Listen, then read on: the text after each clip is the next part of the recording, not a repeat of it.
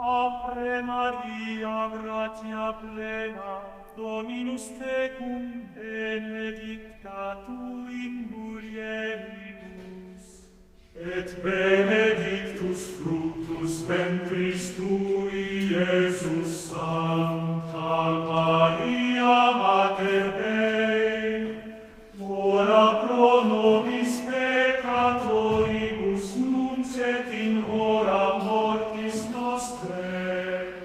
Amen.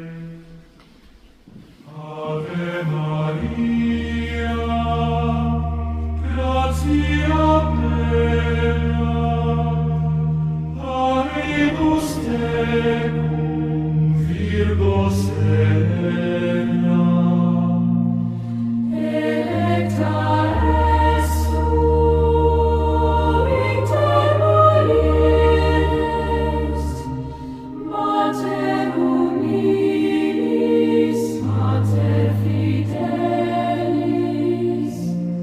O Maria, Mater Dei, ora pro nobis peccatoribus, nunc et in hora mortis nostrae. Nunc nos ad Jesum, Filium tuum.